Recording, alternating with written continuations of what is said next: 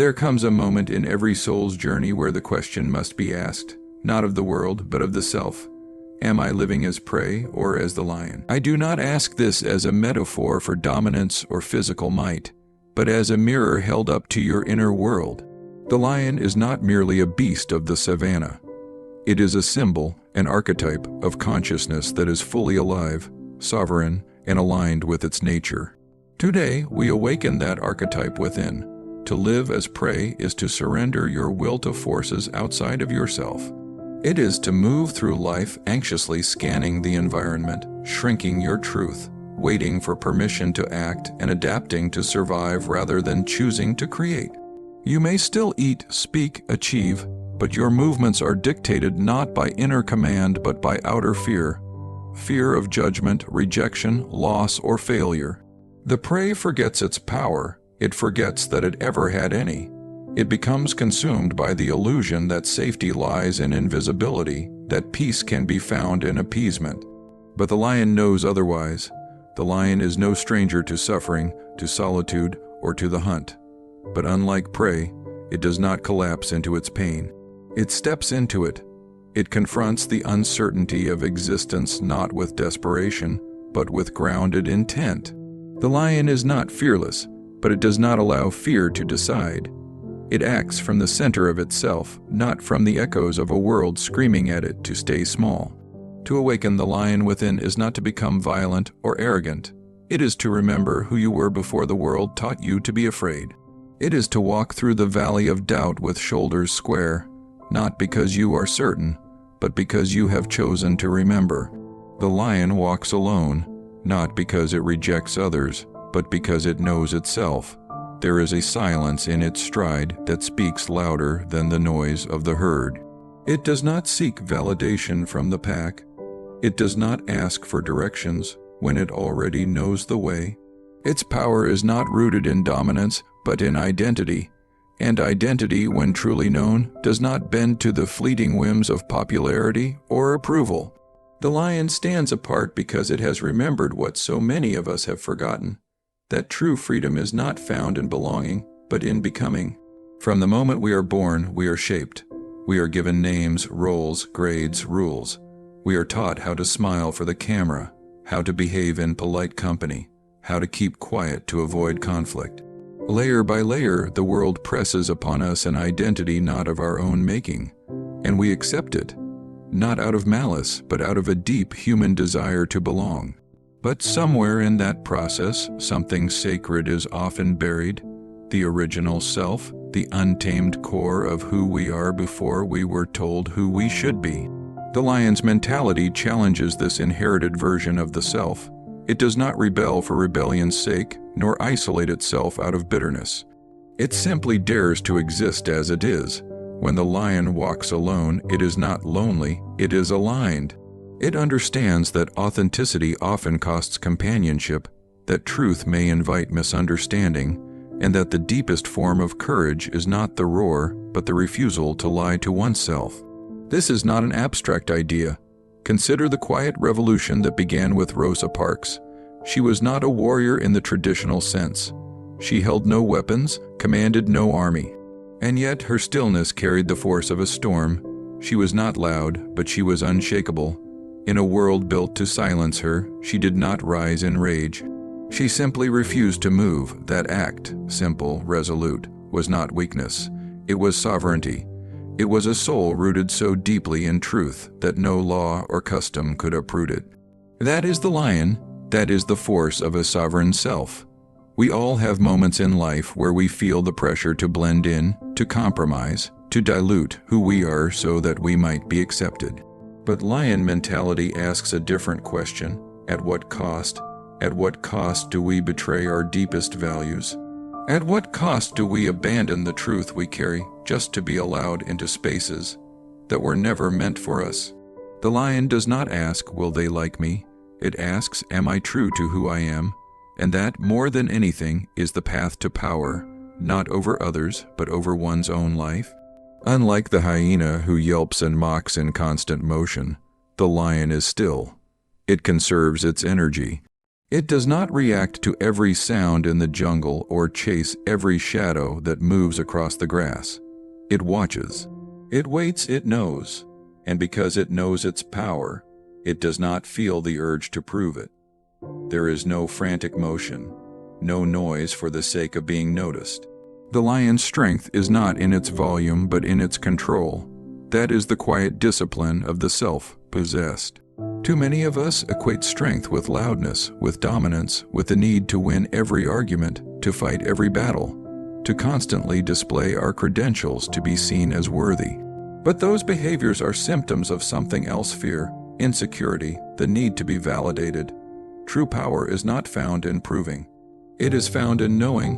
When you know your strength, you don't waste it. You do not offer it up to every provocation. You choose when to act and, more importantly, when not to. This is not passivity, this is mastery. In the deeper chambers of the human psyche lies what many avoid, the shadow. It is the collection of all that we fear, repress, and deny within ourselves. But it is only when we confront it, when we make peace with it, that we gain real control over our impulses. A person who has not done this work will react from fear, pride, or unresolved pain. A person who has done this work, who has faced their own chaos, walks with a calm the world cannot touch. Their power is not borrowed or performed. It is integrated. Have you ever encountered someone who doesn't speak much, but when they do, people listen? Someone whose presence calms tension without uttering a word. That person has done their inner work. They do not need to raise their voice because their being already speaks volumes. This presence is not built in a day. It is carved over years of silence, self-inquiry, failure, and restraint, and from that place comes a new kind of strength, measured, unwavering, and fierce when necessary. Think of Nelson Mandela. He spent 27 years in prison, enduring conditions that would crush most spirits. Yet when he emerged, he did not roar in anger. He did not seek revenge. He spoke with dignity, clarity, and purpose. His voice, though quiet, moved nations. His power came not from reaction, but from deep inner alignment. He had nothing left to prove.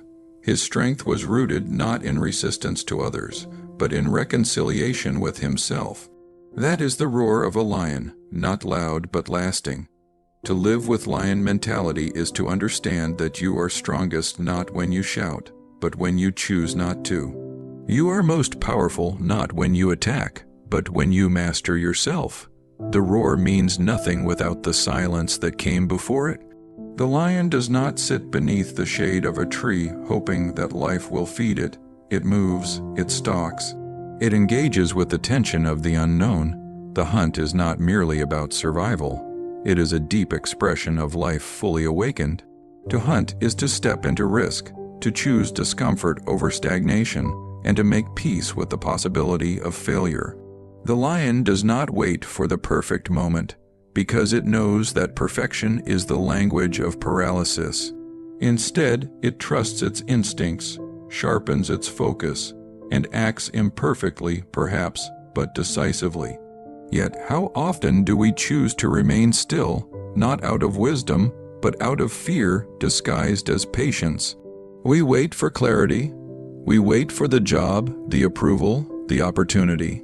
We tell ourselves that we are preparing, but often we are simply afraid to begin, afraid to fail, afraid that the moment we step forward, we might discover that we are not enough. But this waiting is a quiet form of surrender, a slow erosion of the soul's courage. There is no ideal time, no guarantee of success. Life does not bend to those who hesitate. It yields only to those who engage. And the lion, with all its raw power and presence, understands this on an instinctual level. It does not fear the challenge because it does not tie its worth to the outcome. It hunts not because it always wins, but because it was made to move, to strive, to pursue. That movement towards something uncertain, difficult, even dangerous, is where true strength is forged. Modern psychology confirms what ancient instinct already knew.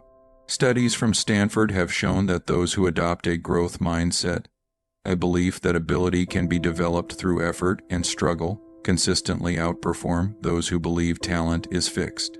But this advantage does not come from intelligence alone. It comes from willingness, the willingness to stretch, to risk, to fail and try again. These individuals are not braver because they are more capable. They are more capable because they are braver. This is not about blind aggression or reckless ambition. It is about facing the thing that scares you and choosing to step toward it anyway. The lion teaches us that to live fully, we must be willing to pursue what matters, even when the path is uncertain, even when the odds are unclear. We must embrace the hunt not just as an action but as a way of being. Every time you choose courage over comfort, action over hesitation, growth over fear, you remember who you are. You become the lion, not by waiting for the world to offer you a place, but by claiming your place within it. The hunt is not the obstacle, the hunt is the path. The lion, though sovereign, is never truly alone. It does not isolate itself in a fortress of strength, nor does it hoard power in fear of losing it. Its greatness lies not only in its ability to rule itself, but in its sacred role within the pride. It leads not through force, but through presence. It protects not out of obligation, but out of instinct. There is no contradiction between power and connection. In fact, it is in connection that power finds its highest purpose. We often speak of leadership as though it were a solitary climb, a lonely figure standing on a mountaintop, detached, revered, unreachable. But real leadership does not stand above, it stands among. The lion is a guardian, a guide, a living example of how strength can exist without dominance and how authority can coexist with compassion. To embody this mentality is to understand that we do not become strong so that we can separate ourselves from others. We become strong so that we can serve them better. In a society that often mistakes independence for isolation and dominance for leadership, this truth is easy to forget. We are taught to rise, to win, to outperform, and in doing so, we may unconsciously detach from the very people who need our strength. But the lion teaches another way. Strength is most meaningful when it includes, when it lifts, shields, and nurtures those who are still finding their roar. Consider the example of Serena Williams. On the surface, she is a symbol of personal excellence, a world-class athlete whose discipline and drive have shattered records. But beneath that brilliance lies something even greater: her voice, used not to exalt herself, but to raise others. Young girls who once felt invisible now see themselves in her. Communities once silenced now find representation. That is not weakness. That is not softness. That is the fierce and tender power of the lion, willing to lead and just as willing to lift. To embody this way of being is to ask ourselves difficult questions. Who benefits from my strength? Who grows in my presence? Who feels safer, bolder, more seen because I chose to stand beside them instead of above them? These are not soft questions, they are defining ones. Because the legacy of strength is not in what we achieve alone, but in what we ignite in others. The lion does not diminish itself by protecting the pride. It is fulfilled by it. So must we come to realize that our greatness does not diminish when we choose to share it. In fact, it multiplies, because the truest expression of power is not how far we can go on our own, but how far we can take others with us. The pride survives not because of the lion's roar, but because of its heart. And in that truth, we are called to lead not just with might, but with meaning. The lion does not fear death, not because it is unaware of it, but because it has already made peace with the abyss. In its eyes is a stillness that can only come from having looked into the dark and not turned away. Mortality, loss, failure, these are not enemies to be avoided, but thresholds to be crossed. The lion understands something that many of us resist, that to truly live, something in us must first die. This is the hidden cost of becoming. We cannot carry our full truth while still dragging the weight of everything we've outgrown. There are versions of ourselves that once kept us safe: the anxious child who learned to stay small, the performer who became whatever others needed, the wounded soul who clung to stories of powerlessness. These fragments of identity are not mistakes, they were survival. But what once protected us may now be what imprisons us. And so the lion, in its silent wisdom, teaches us the necessity of surrender, not to weakness but to transformation. To die to the false self is not an ending. It is a sacred beginning. The lion is not born mighty. It becomes so through trials, solitude, and suffering. And so must we walk through the fire of self-confrontation, letting burn away all that is not truly ours. This is the journey few dare to take, the inward descent into the depths of our own psyche, where we meet the fears we have buried, the truths we have denied, and the pain we have avoided. But it is there, in that darkness, that something ancient and alive begins to stir. The lion within is not something we must construct. It is already there, buried beneath layers of fear, shame, expectation, and the countless masks we wear to be accepted. It was there before the world taught us to doubt, before we learned to tame our instincts in exchange for comfort. It was there in the fierce clarity of childhood, in the quiet defiance of our dreams, in the moments we stood alone but unshaken. To awaken it, we do not need to add more, we must shed. This process is not easy. It requires courage of the rarest kind, the kind that walks into the unknown without guarantees. It requires grieving who we were, even when that version was loved. It requires faith in what we cannot yet see, and trust in the quiet voice that says, "Keep going." This is not the roar of the lion, this is the silence before it. To face death of identity, of illusion, of what no longer serves, is to claim the right to live fully. And those who emerge from that fire do not return the same. They carry themselves differently. They speak with fewer words. They no longer chase, they attract. They no longer perform, they embody. Because once you've walked through your own darkness, the world no longer frightens you. You've already faced the abyss and chosen to rise, and so I leave you with this. The lion does not apologize for its roar. It does not pause to seek permission from others before it makes its presence known. It carries no doubt about its right to be, no hesitation about its role in the vast tapestry of life. It simply is fiercely alive, profoundly aware, and deeply aligned with its own essence. This is not arrogance, nor is it rebellion for the sake of defiance. It is a quiet certainty born from an ancient knowing, a remembrance of something primal and unyielding within. You were not born to be tame. The impulse to soften, to shrink, to mute the wildness inside you comes from forces outside, echoes of a world that fears the full expression of the soul. But the heart of your being resists domestication. It calls out for freedom, for authenticity, for the courage to claim what is already yours by birthright. You were not born to be silent, to hide your voice behind layers of polite restraint or quiet conformity. You were born to remember the roar within, that deep, resonant sound of your own truth breaking through the noise. Awaken it. This is the call that echoes through the chambers of your soul, inviting you to step out of shadow and into the light of your own power, to walk your path like the lion walks the earth, with power held in silence, with purpose breathed into every step, and with the unshakable courage to claim the life that is already waiting for you. The life that does not need permission or validation, but only the boldness of your choice to live it fully. There will be moments of solitude, moments when the weight of this choice presses heavily upon you.